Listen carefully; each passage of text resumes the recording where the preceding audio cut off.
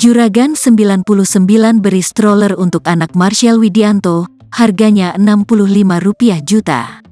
Marshall Widianto dapat hadiah stroller bayi harga puluhan juta dari Juragan 99. Hadiah stroller untuk anak Marshall Widianto tersebut merupakan pemberian dari pengusaha Juragan 99 alias Gilang Widya dan Sandi Purnamasari.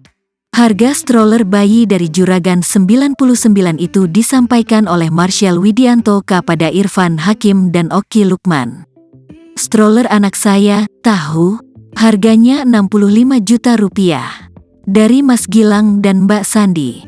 Mereknya Fendi, ungkap Marshall Widianto dalam acara FYP di YouTube Trans 7 Official. Dikutip Kamis, tanggal 23 Maret tahun 2023. Beneran? Tanya Irfan Hakim. Beneran, tutur Marshall. Disinggung soal rencananya dengan stroller tersebut pasca anaknya besar, Marshall Widianto bercanda ingin menjualnya.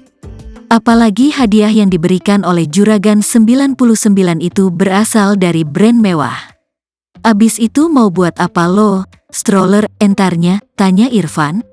Saya jual, guton Marshall Widianto yang langsung menuai tawa Irfan Hakim dan Oki Lukman. Nggak, siapa tahu kan punya anak lagi, lanjut Marshall langsung meluruskan.